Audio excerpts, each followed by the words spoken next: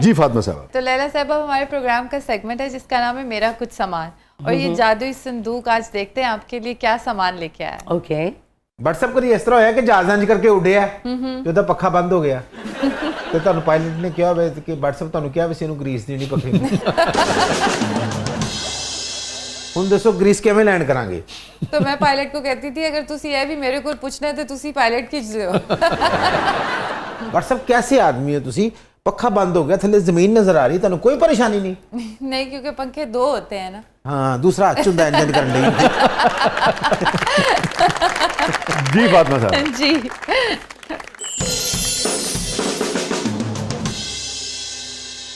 लैला साहबा तशरीफ लें। वाह, इसमें तो बहुत कुछ है भाई। अच्छा जी, इसमें तो बहुत मजे मजे की चीजें पड़ेंगी। ओ ये कंचे है ना यार, ये कंचों से मुझे ऐसी बात एक याद आई है और जो कि बिल्कुल सच है। ये कंचे, इन कंचों की वजह से ना शाह जी मुझे इतनी मार पड़ी हुई है, अम्मी से इतनी मार पड़ी हुई है। ये चूंकि वो मिट्टी यानी कि जो नरम वाली जो जगह होती है वहां पे इसको थोड़ा सा छोटा सा होल बनाना और यूं करके खेलना, छोटा सा खोद लेते थे ना। हाँ खोद लेते थे मिट्टी को ना, तो वो सारे कपड़े, हाथ, नेल्स भर जाते थे और इस वजह से मुझे अम्मी से बहुत मार पड़ती थी क्योंकि खुद भी गंदे हो जाना, कपड़े गंदे हो जाने, अक्सर यहाँ पे आके चोट भी लग जाती थी मुझे। उससे चूंकि इस हाँ से खेलते एग्जैक्टली। तो ये कंचे एक ऐसी गेम है जो कि मैं इतने ज्यादा इकट्ठे करती थी, मेरे पास इतने ज्यादा होते अच्छा थे। वैसे ज्यादातर लड़के जो है वो खेलते हैं, लड़कियां कम। हाँ खेलती ये हैं। पकड़ना जरा। मुझे पता नहीं, हमेशा से ही ना बचपन में वो गुल्ली डंडा जो होता था, ये कंचे और साइकिल चलानी, ये इस तरह की चीज, इवन गुड्डी उड़ाना, गुड्डी उड़ाने से और ये कंचों से मुझे बहुत मार पड़ी हुई है। और मैं भी ऐसी ढीठ होती थी कि थोड़ी देर बाद फिर से या तो मैं छत पे होती थी या मैं गली में होती थी। तो ये इससे जो है ना मुझे याद आ गया है कि आपको मार पड़ी है। मुझे बहुत मार पड़ती रही है। WhatsApp ਤੁਸੀਂ ਕਦੀ ਜਹਾਜ਼ ਚ ਕੰਚੇ ਖੇਡੇ ਨੇ?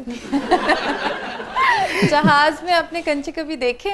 हाँ पायलट ना बंदा खेलता रहता आधा घंटा। जहाज में खेले जा सकते हैं वैसे, आप बताएं, आप खेल सकते हैं जहाज में? लाला जी क्यों नहीं खेले जा सकते? बंदा अच्छा कैसे खेले जा सकते हैं बताएं आप? कली जोटा खेल लवे बंदा नहीं सी आंदी कली जोटा है ना खेल दो। ये तो है। कहीं नहीं जाइएगा, छोटे वक्त के बाद वापस आते हैं। प्रोग्राम के अगले मरले में आपके लिए बहुत कुछ है। हमारे साथ मौजूद है फिल्म स्टार लैला। आप देख रहे हैं जबरदस्त।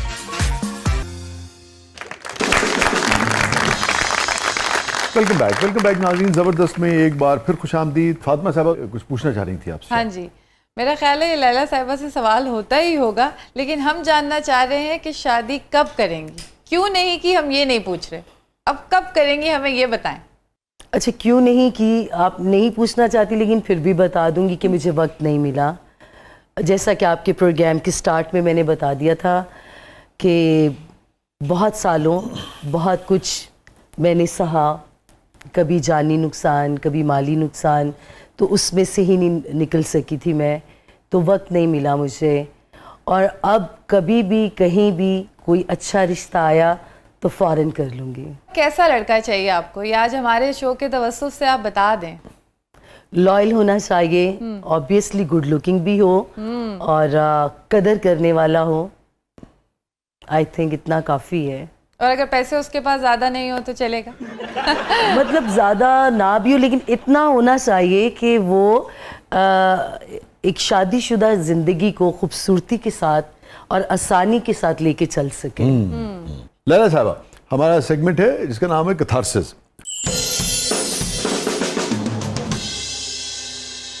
Any regret in life? कि मैं अपनी माँ को, अपनी जन्नत को, अपनी वालदा को, मुझे आज ऐसा लगता है कि ज़्यादा से ज़्यादा टाइम नहीं दे सकी ज़िंदगी का। बहुत, हालांकि वालदा मेरे साथ ही होती थी, हर वक्त वो मेरे साथ होती थी, शूटिंग में, शूट्स में।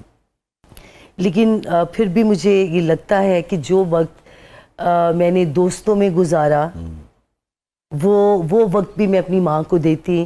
तो क्योंकि माँ बाप ऐसे रिश्ते हैं, आपको नहीं पता होता कब चले जाए, और मुझे लगता है कि मैं ज़्यादा से ज़्यादा वक्त अपनी माँ के साथ गुजारती।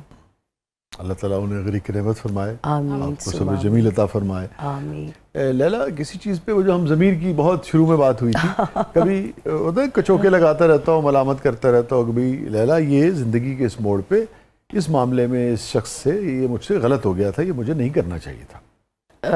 ऐसी बहुत सी चीज़ें हैं जो आज मैं सोचती हूँ अब कि नहीं, मुझे ऐसा नहीं करना चाहिए था। जैसे कि रेशम का एक मामला, उसके और मेरे दरमियान में कोई एक मिसअंडरस्टैंडिंग हो गई थी। हम लोग बहनें बनी हुई थी, हमारी 3-4 फिल्में दुबई में इकट्ठी आई थी। तो किसी एक ऐसी बात पे मिसअंडरस्टैंडिंग हो गई। तो मैं आज भी सोचती हूँ कि मुझे ठंडे दिमाग से, ठंडे दिल से दोनों पहलू जो थे उन पे नज़र डालनी चाहिए थी और लड़ाई नहीं करनी चाहिए थी। तो आज भी मुझे ऐसा लगता है कि वो एक जज्बाती फैसला था। और फिर बाद में आपकी दोस्ती हो गई थी? हाँ, शायद उनके दिल में आज भी ये बात है, लेकिन मैंने कुछ साल पहले उनको कॉल की थी, उनके भाई की डेथ हो गई थी। जी, तो अफसोस करने के लिए थी वो। उन्हीं दिनों में मेरे भी भाई की डेथ हुई थी, लेकिन मैंने उनको कॉल की क्योंकि उनका एक ही भाई था। तो मुझे ऐसा लगा मुझे कॉल करके अफसोस करना चाहिए। तो जब मैंने उनको कॉल की, उन्होंने मेरी कॉल ली, तो उन्होंने फिर मुझे कहा कि लैला, पता चला कि तुम्हारे भी भाई की डेथ हुई है, तो मुझे भी बहुत अफसोस है। तो इस तरह से बात हुई। रेशम इस मामले में बड़ी उम्दा और बड़ी यानी कि अच्छे रवैयों की हामिल खातून है। तो ये बड़ी अच्छी बात है कि आप दोनों हाँ कोलीग्स थी और आपके दरमियान गलतफहमी जो थी वो दूर हुई ना। जी बिल्कुल बिल्कुल। तो ये एक रिग्रेट है मुझे कि भाई वो नहीं होना चाहिए था, नहीं होना चाहिए था। हमारी बहुत अच्छी दोस्ती थी, मेरी बहुत अच्छी कुलीग है, वो बड़ी अच्छी इंसान है। जी जी जी। तो बहुत अच्छी बात है कि बड़े नेक और अच्छे जज्बात का आपने इज़हार किया। रेशम भी देखेंगी तो उनको बहुत अच्छा लगेगा यकीनन। और ये फरमाइए, लैला साहबा की ज़िंदगी की सबसे तल्ख तरीन याद? वैसे तो वो बहुत सी हैं। बड़ी हैरत की बात है शाहजी, लैला साहबा अब तो इतनी कामयाब रही हैं, इतनी फिल्में की हैं, लेकिन आपने कहा कि बहुत सारी हैं तल्ख तरीन याद। हाँ वाकई है। लाइक अच्छा, मैं एक बात बताऊँ, आप जब कामयाब होते हो उस वक्त आपके साथ ऐसे मामला ज़्यादा होते हैं, क्रिटिसाइज़ करने वाले लोग बहुत होते हैं, और जो आपके खैर ख्वाह नहीं होते, आपसे जेलस हो रहे होते हैं। तो ऐसी बातें, जैसे कि आज सुबह क्या हुआ, मैं सो के उठी तो सोशल मीडिया पे एक पोस्ट थी। अच्छा। उसमें लिखा हुआ था, मैंने शायद आपको अभी आते बताया भी था, वो क्या एक वर्ड था, साबका फिल्म स्टार। आई मीन साबका फिल्म स्टार, मुझे ये लफ्ज समझ नहीं आ सकी। स्टार होता है, और फिल्म स्टार जो है वो फिल्म स्टार ही रहता है। अदाकार होता है, वो दरमियान में ब्रेक ले ले या काम करे ना करे अपनी किसी वजह से, तो उसको मेरा नहीं ख्याल कि साबका कहा जा सकता है। तो वो आज सुबह मैंने पोस्ट पढ़ी तो मुझे बड़ी हैरानगी हुई कि ये क्या लफ्ज़ है, ये कैसे लिखा जा सकता है। तो इस तरह की चीज़ें ज़िंदगी में पहले भी बहुत हुई। सेंसिटिव हैं आप? हर